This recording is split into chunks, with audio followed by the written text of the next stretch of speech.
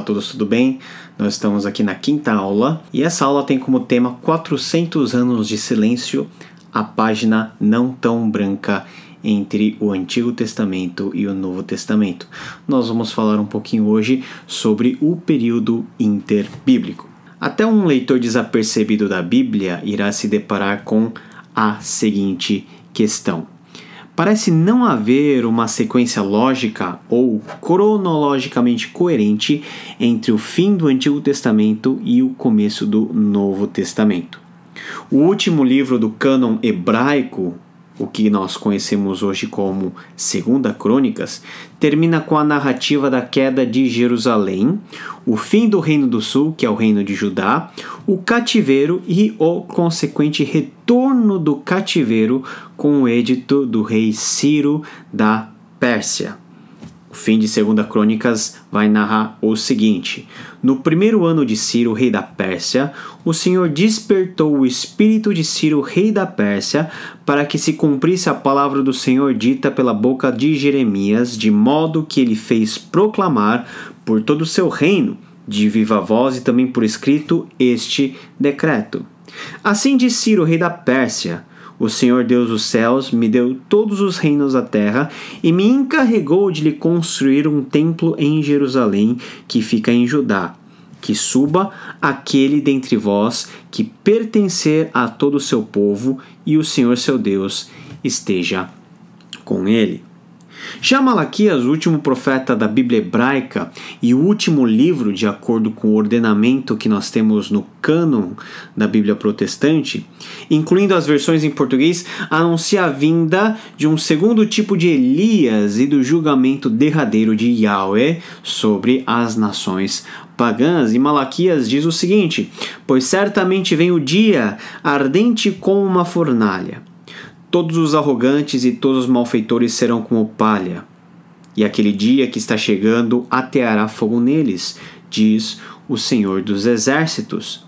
Nem raiz nem galho algum sobrará, mas para vocês que reverenciam o meu nome, o sol da justiça se levantará trazendo cura em suas asas, e vocês sairão e saltarão como bezerros soltos no curral.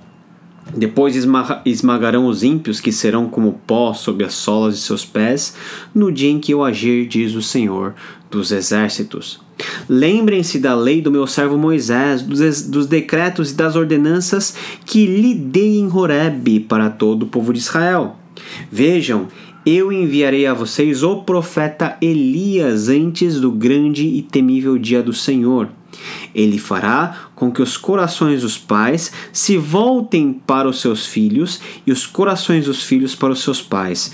Do contrário, eu virei e castigarei a terra com maldição.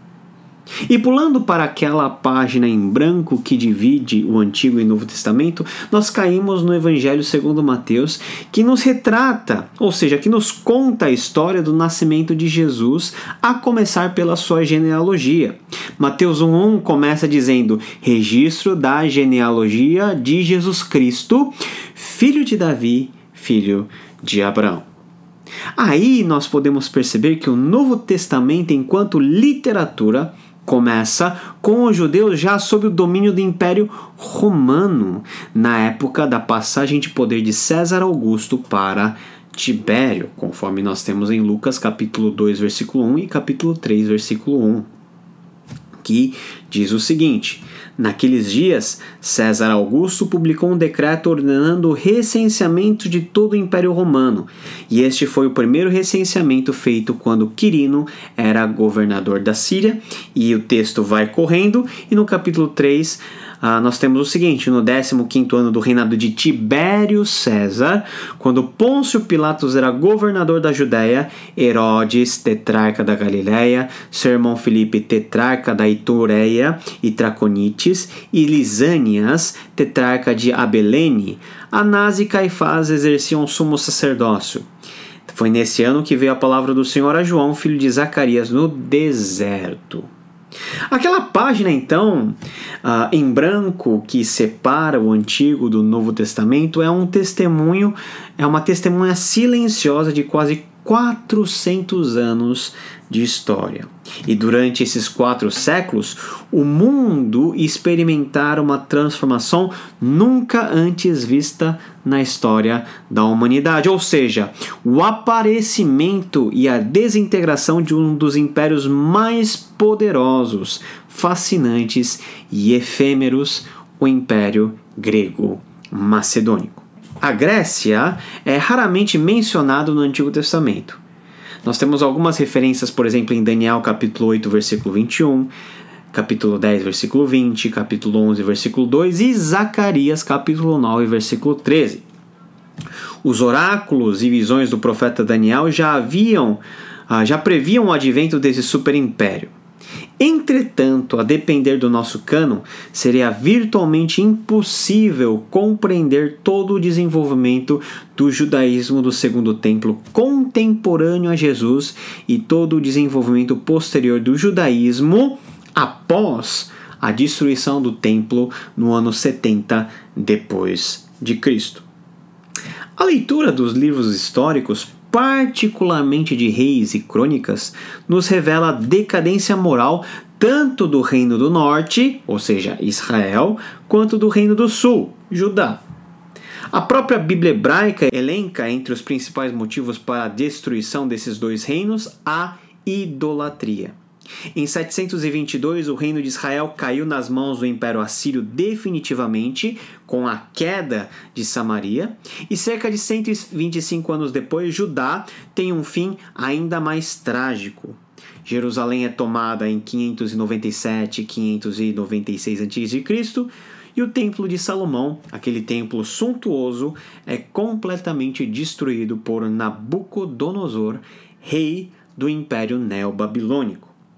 E a elite, a classe educada de Judá, é então levada cativa para a Babilônia, onde eles se estabelecem pelos próximos 70 anos. A destruição do Templo de Jerusalém trouxe sérias consequências para os judeus. Primeiramente, a base da própria religião judaica foi destruída. O templo era considerado como um lugar de habitação de Yahweh. Todos os sacrifícios e todas as celebrações litúrgicas importantes eram centralizadas naquele lugar. E sem o templo, até a casta sacerdotal, ou seja, os levitas, perderam a sua razão de existir, a sua razão de ser.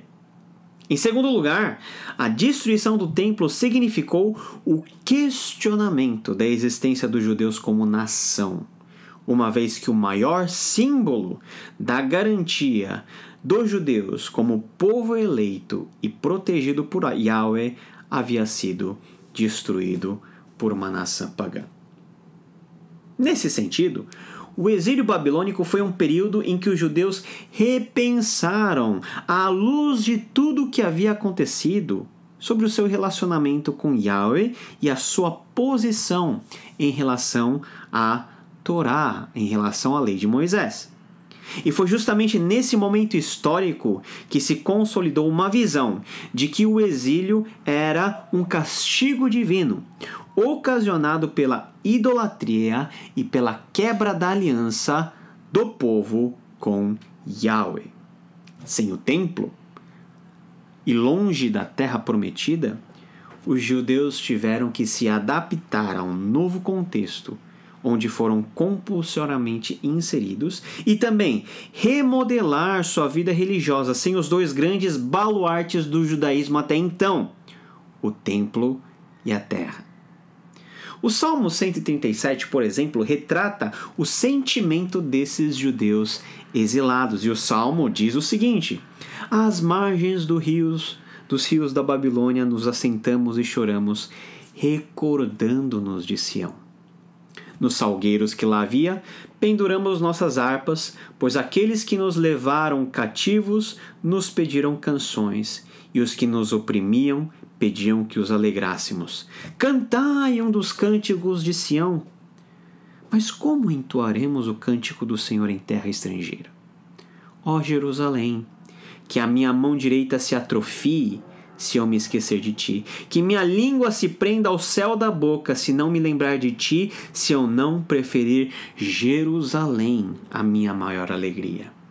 Senhor, lembra-te dos edomitas, do dia de Jerusalém, pois eles diziam: arrasai-a, arrasai até os alicerces. Filha da Babilônia, que serás destruída, feliz aquele que te retribuir o mal que fizeste a nós. Feliz aquele que pegar teus filhos e esmagá-los contra a pedra.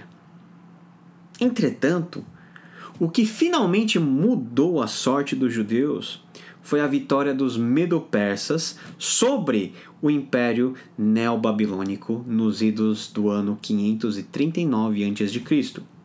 O Império Medo-Persa, então, entra em cena como a principal potência e há uma nova política em relação aos povos dominados. E com a vitória de Ciro o Grande, em 539, os povos dominados, entre eles os judeus, foram autorizados a permanecerem onde estavam ou a retornar às suas terras de origem. Retornando às terras, eles poderiam também retornar às suas práticas religiosas ancestrais. E no caso dos judeus, foi-lhes permitido reconstruir o Templo de Jerusalém e observar as leis de Moisés. Lá no livro de Esdras, que retrata esse momento de volta, no capítulo 1, do versículo 1 a 4, nós temos o seguinte texto: no primeiro ano de Ciro, rei da Pérsia, para que se cumprisse a palavra do Senhor anunciada pela boca de Jeremias, o Senhor despertou o espírito de Ciro, rei da Pérsia, para que ele proclamasse o seguinte decreto por todo o seu reino e também divulgasse por escrito o qual dizia: assim diz Ciro, rei da Pérsia: o Senhor, o Deus do céu, que me deu todos os reinos da terra e me encarregou de construir um templo para ele em Jerusalém de Judá. Quem dentre vós for do seu povo, que Deus esteja com ele, suba para Jerusalém de Judá e reconstrua o templo do Senhor, o Deus de Israel. Ele é o Deus que habita em Jerusalém, e que todo sobrevivente, qualquer que seja o lugar que esteja vivendo, seja ajudado pelos homens deste lugar com prata, ouro, bens e animais, além das ofertas voluntárias para o templo de Deus em Jerusalém. Os livros, então, de Esdras e Neemias narram os episódios envolvendo a volta da parte dos judeus à Palestina e a reconstrução do templo, relato de Esdras, e a reconstrução turbulenta das muralhas de Jerusalém, que é o relato de Neemias. E, finalmente, o estabelecimento de uma ordem social pautada na lei de Moisés, em que os judeus fizeram um trabalho de segregação do restante dos habitantes pagãos e daqueles que eram fruto de mistura étnica, a incluir os samaritanos. Nesse período, a pergunta fundamental que surge na mente dos judeus é esta: o que torna alguém judeu? A questão da restauração da identidade dos judeus como povo começou então a aflorar. E ainda nesse período, de acordo com Bloomberg, os judeus naturalmente não estabeleceram um reinado, mas começaram, na medida do possível, a olhar para os seus futuros dias. Sua elevada preocupação com a lei na época se baseava na crença de que os exílios no passado foram castigos pela desobediência e que Deus lhes concederia a completa liberdade quando alcançassem um nível significativo de obediência à palavra de Deus.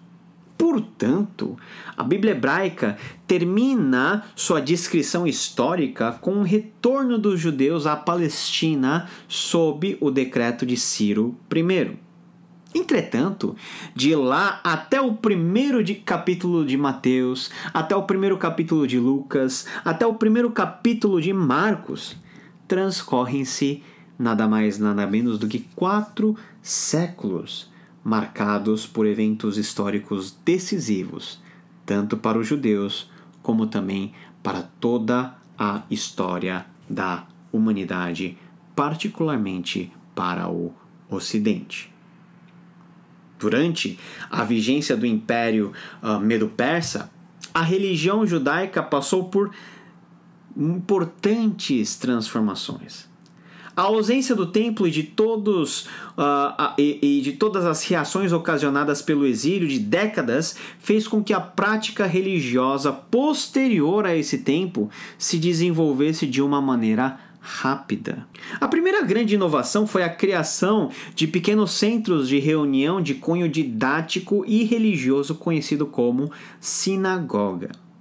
O Antigo Testamento desconhece tais lugares de adoração, uma vez que no Antigo Testamento o templo está lá presente e nela todas as atitudes de adoração e de liturgia eram performadas. Mas uma vez que o templo já não existia e que fora destruído, outro espaço de adoração, outro espaço comunitário ganha a vez, que é justamente a sinagoga. Decorrente do primeiro fator, da sinagoga, vemos também a valorização da lei como tendo um valor até superior aos sacrifícios e a todos os ofícios relacionados ao templo. Não se tratava, porém, da substituição do templo pela prática da lei, mas sim a valorização da observância dos preceitos da Torá como forma de manter a identidade religiosa. Essa identidade que se torna o grande vínculo do judaísmo posterior ao tempo do exílio. E para isso, os judeus passaram a se apoiar em alguns textos, como 1 Samuel 15, 22, que diz que obedecer é melhor do que sacrificar, e instituíram as orações de arrependimento e as boas obras como meios de expiação pelo pecado. Então, veja só como o judaísmo do Antigo Testamento passa a ser diferenciado desse judaísmo mais posterior. Os judeus procuravam aplicar a Torá a cada área da vida, de forma que um corpo de tradição oral, que é composto por interpretação e aplicação, começou a crescer em torno da lei escrita de Moisés, para explicar como implementar seus mandamentos e nesses novos tempos. É isso que Jesus vai chamar, por exemplo, da tradição dos anciãos. E por fim, a terceira grande transformação que ocorre dentro do judaísmo foi o estabelecimento do aramaico como língua corrente. O hebraico, antes falado pelos judeus na época anterior ao exílio, foi se perdendo com o contato da língua aramaica largamente utilizado entre os babilônicos. Assim, criou-se uma situação onde as pessoas falavam uma língua diferente da língua que a própria lei foi escrita, ou seja, da língua da prática religiosa dos judeus, o hebraico. Dentro desse contexto de modificação da própria língua falada dos judeus, viu-se a necessidade de pessoas instruídas na lei, como Esdras, por exemplo, a não somente lerem a lei para o povo, mas também interpretarem, ou seja, traduzirem o significado real das palavras por meio da sua atuação de ensino, da sua atuação pedagógica no meio do povo. Desse jeito, no grande contexto do cenário internacional, o Império Medo-Persa floresceu, dominando uma grande porção de terra que se estendia sobre o que hoje nós conhecemos como Oriente Médio. Mas, do outro lado do mar Mediterrâneo, as cidades-estado, que nós chamamos de polis, essas polis gregas, começaram a ser unificadas por Filipe II da Macedônia, lá pelos idos de 340 a.C. Assim, o poder grego foi ganhando proporções cada vez maiores até que Alexandre III, que assumiu o trono em 336, também chamado de Alexandre o Grande, ele sobe ao poder. E é justamente a esse que Daniel, capítulo 8, 21, se refere quando diz que o bode peludo é o rei da Grécia e o grande chifre entre os seus olhos é o primeiro rei. É uma referência a Alexandre o Grande, que de maneira definitiva venceu o rei persa Dário III em 330 a.C. Logo, o Império Persa cai e emerge um dos impérios mais poderosos e de maior extensão da história da humanidade, que é o efêmero Império Grego-Macedônico.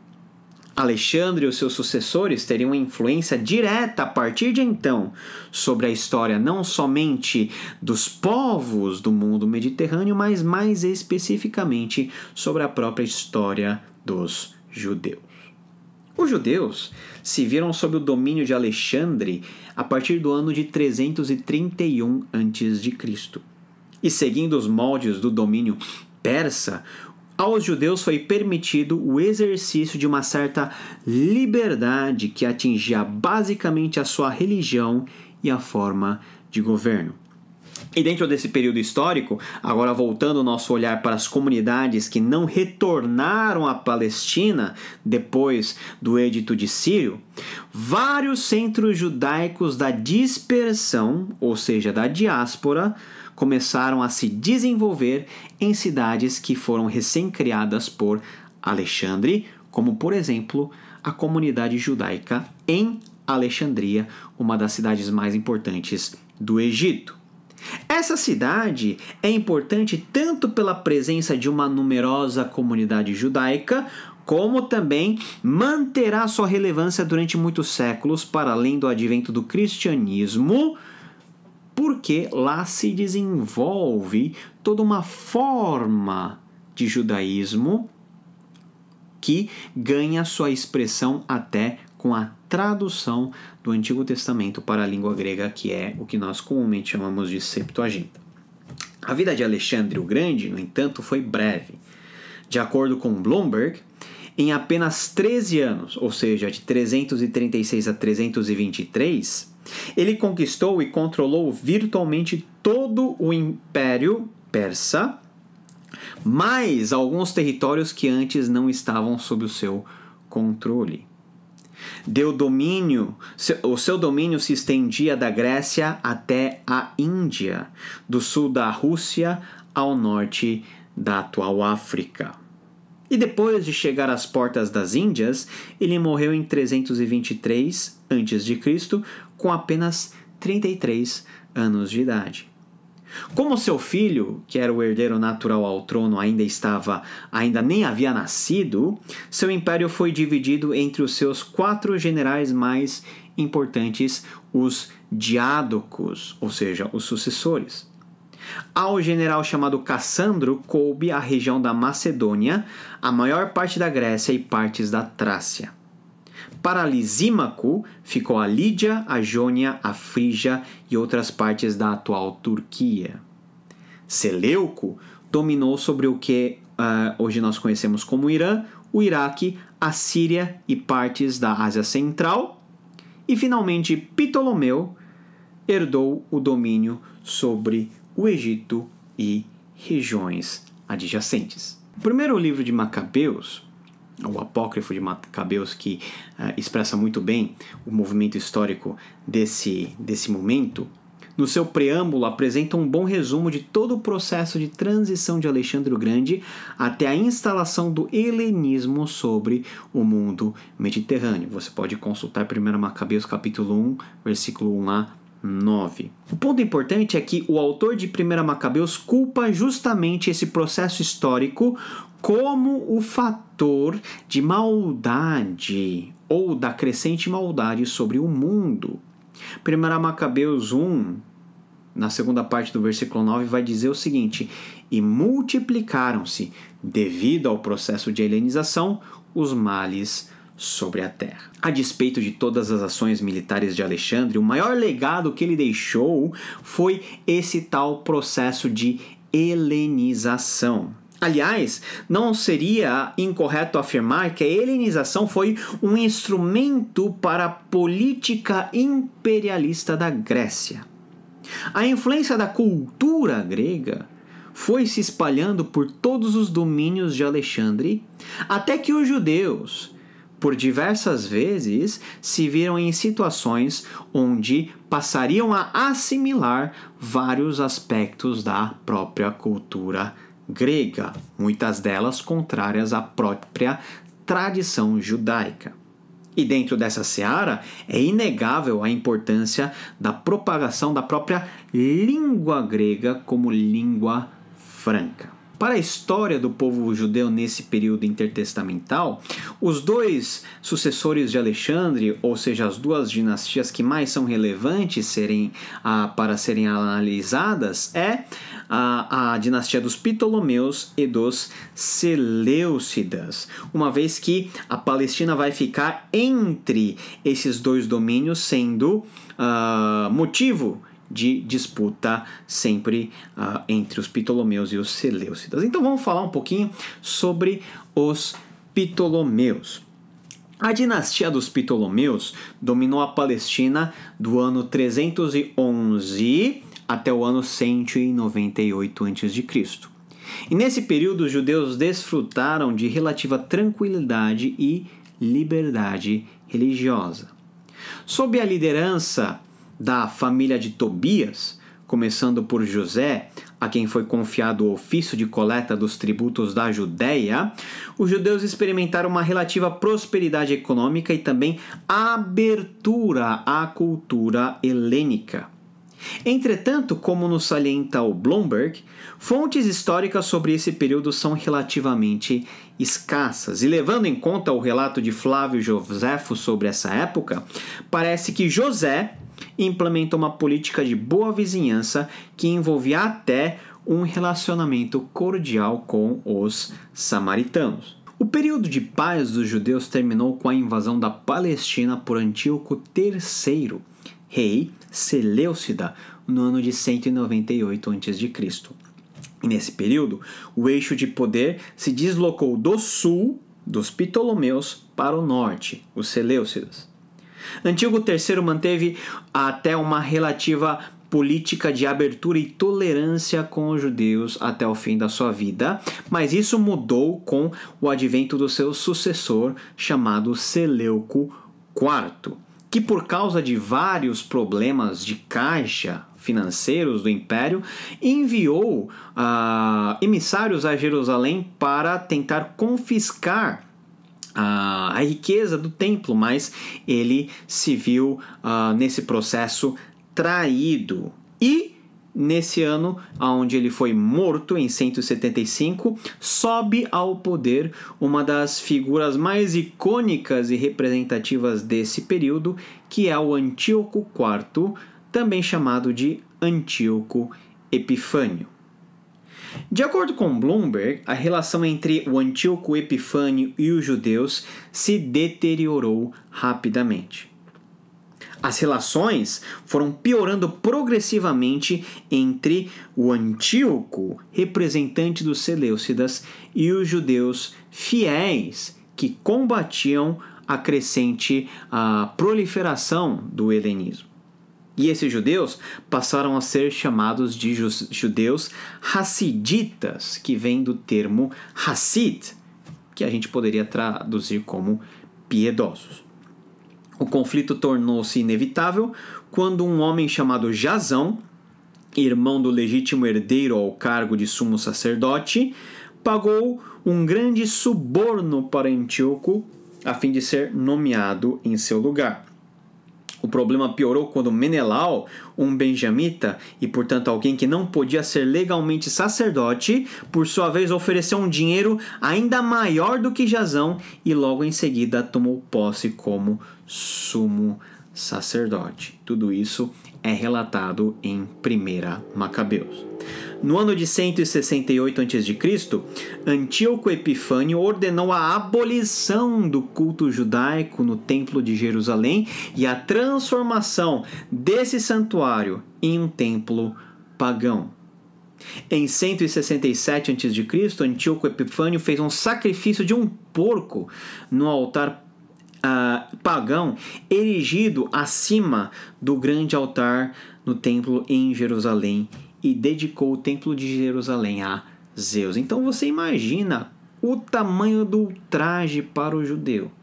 ter o seu templo totalmente profanado por um rei ímpio que sacrificou sobre ele um porco, um animal que é legalmente impuro.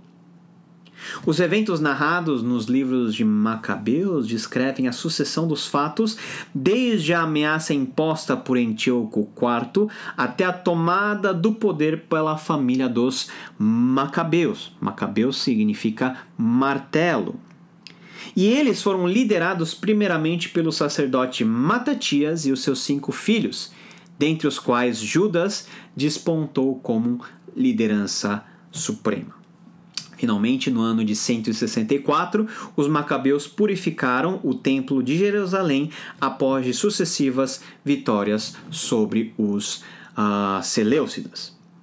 A tomada do templo, no entanto, não significou a independência total da Judéia.